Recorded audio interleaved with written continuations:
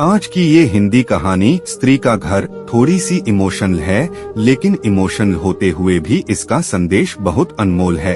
आपकी आंखें थोड़ी नम करने के साथ साथ आपके दिलो दिमाग पर यह कहानी छाप छोड़ जाएंगी, इसलिए इसे एक बार पूरी जरूर पढ़िए। तुम्हें कितनी बार बताया है मेरे तैयार होने से पहले मेरा नाश्ता तैयार हो जाना चाहिए। शादी के 25 सालों बाद भी मुझे क्यों बार बार एक ही बात बतानी पड़ती है। लता, तुम्हें क्या है, तुम तो आराम से घर पर रहोगी, मुझे काम पर जाना पड़ता है। तुम हो कि हमेशा बेवकूफों जैसी हरकत करती हो। अगर तुम यह जानबूझकर करती हो तो याद रखना मुझसे बुरा कोई नहीं होगा। आज भी प्रशांत का पारा चढ़ा हुआ था। इन कटु शब्दों में अपना गुस्सा उतारते हुए, गीला तौलिया कुर्सी पर फेंकते हुए प्रशांत गुस्से से लता की तरफ देखने लगा। लता के लिए प्रशांत का यह बेवजह का गुस्सा कोई नई बात नहीं थी। वह महीने में 3-4 बार ऐसे ही लता पर बरस पड़ता था। पहले पहले लता उसका विरोध किया करती थी, लेकिन जब कई सालों तक प्रशांत में कोई बदलाव नहीं दिखा तो लता ने खुद को ही बदल दिया। अब प्रशांत के कुछ भी कहने से लता को कोई फर्क नहीं पड़ता था। प्रशांत की हर बात वो चुपचाप सिर नीचे झुकाए सुन लेते थी। शादी के पहले 5 साल तक लता ने पूरी कोशिश की थी कि प्रशांत को बदला जाए, लेकिन फालतू का गुस्सा करना और बाद में लता को भला बुरा कहना, यह मानो जैसे उसकी आदत बन गई थी। कोई भी वाद विवाद होता तो प्रशांत सीधा लता को बोल देता, अगर मैं तुम्हें अच्छा नहीं लगता तो क्यों नहीं चली जाती अपने मायके, क्यों रहती हो मेरे साथ। इतना सब कुछ होने के बावजूद लता प्रशांत के साथ रहती थी, क्योंकि उसे अपनी बेटी की फिक्र थी। और वह जाती भी तो कहाँ, अपने बूढ़े हो चुके माँ बाप को इस उम्र में परेशान करना वह नहीं चाहती थी। समाज और लोग क्या कहेंगे, यह भी तो उसे देखना था।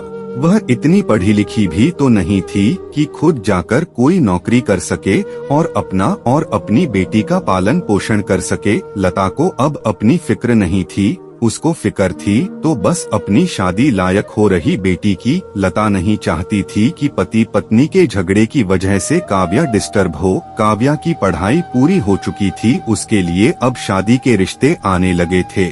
कई रिश्तों को काव्या ठुकरा चुकी थी। 2-3 महीने बाद एक अच्छा रिश्ता आया। रिश्तेदारों और पहचान के लोगों ने भी लड़के के बहुत गुणगान किए थे।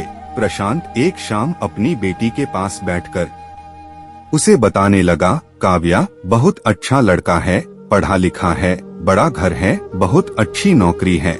ऐसे रिश्ते बार बार नहीं आते बेटा, इस बार मना मत करना।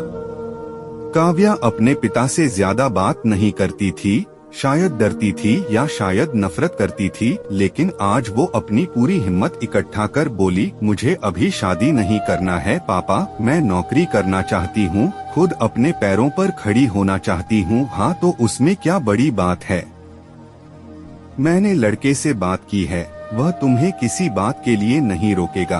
तुम शादी के बाद भी नौकरी कर सकती हो, वह तुम्हें नौकरी के लिए परमिशन दे देगा। प्रशांत बोला, मेरा नौकरी करना या ना करना उसकी परमिशन पर क्यों डिपेंड रहेगा पापा, काव्या ने पूछा।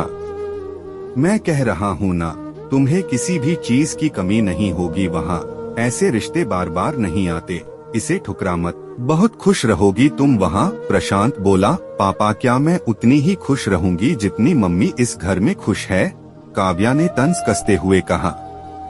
आज तुम्हारी जबान कुछ ज्यादा नहीं चल रही, प्रशांत गुस्से से आंखें बड़ी करते हुए बोला। पापा मुझे शादी ही नहीं करनी है, क्योंकि शादी के बाद अगर वह लड़का आपके जैसा निकला तो मैं क्या करूंगी। मुझे आपके जैसा जीवन साथी नहीं चाहिए जो बिना बात के मुझ पर हमेशा चिल्लाए। मुझे कुछ भी अपनी पसंद का लेना हो तो 10 बार सोचना पड़े, कहीं वह नाराज ना हो जाए। मेरी तबीयत कैसी भी हो उसे परवाह ना हो, रोटी थोड़ी सी मोटी बन जाए तो घर सर पर उठा ले, उसकी चेक बुक ना मिले तो भी मेरा ही दोष निकालें, और हर छोटी मोटी बात पर मुझे मायके जाने के लिए कहे। काव्या ने अपना दिल खाली करते हुए पापा से सब कह दिया। प्रशांत का गुस्सा 7वें आसमान पर था, लेकिन उसके मुंह से एक भी शब्द नहीं फूट रहा था। वो काव्या की बातें सुन रहा था। काव्या उतना ही बोलकर चुप नहीं हुई। आज पहली बार वह अपने पापा के सामने इतना कुछ बोल रही थी। पापा, आपने माँ के साथ हमेशा गलत व्यवहार किया है। आप अपने ऑफिस का गुस्सा बिना सोचे समझे माँ पर उतार देते हैं, कभी इस बात की परवाह भी नहीं करते कि उन्हें कैसा लगता होगा। आपकी बातें सुन सुन माँ ने अपना स्वाभिमान खो दिया। प्रशांत आज पहली बार अपने किए बर्तावों को महसूस कर पा रहा था। वो इतना ही बोल पाया, जो तुम्हारा मन है वो करो, मैं तो इतना बुरा हूं ना। काव्या ने प्रशांत का हाथ पकड़ा और बोली, पापा मुझे सिर्फ एक सवाल का जवाब दे दो, क्या आप चाहेंगे कि मेरा पति आपके जैसा हो? अगर आपका जवाब हाँ है तो कर दीजिए मेरा रिश्ता आज ही, और ना है तो मुझे आत्मनिर्भर बनने दीजिए। प्रशांत कुछ भी ना बोल पाया और वहाँ से चुपचाप बाहर चला गया। आज उसे लता के सामने जाने में शर्म आ रही थी। चलते चलते उसकी आंखों से आंसू बह रहे थे। प्रशांत ने आज से अपने आप को बदलने का निश्चय किया। अगले दिन से लता ने अपने पति में काफी बदलाव देखा। वह सोचने लगी कि जो हिम्मत काव्या ने दिखाई है, वह हिम्मत अगर मैं पहले ही दिखा देती तो शायद आज परिस्थिति कुछ और होती। अब काव्या पढ़ लिख कर अच्छी नौकरी करने लगी थी और 3 साल बाद उसके लिए एक अच्छा रिश्ता आया और उसकी विदाई पर प्रशांत बोला, बेटा तू हमेशा खुश रहेगी क्योंकि तेरा पति तेरे बाप जैसा नहीं है। प्रशांत की यह बात सुनकर लता और काव्या की आंखों से आंसू बहने लगे। दोस्तों, हमारे समाज में औरतों को भले ही देवी का दर्जा दिया जाता है, लेकिन वह स्वतंत्रता नहीं दी जाती जो उन्हें देनी चाहिए। उन्हें बचपन से ही बताया जाता है कि वह पराया धन है।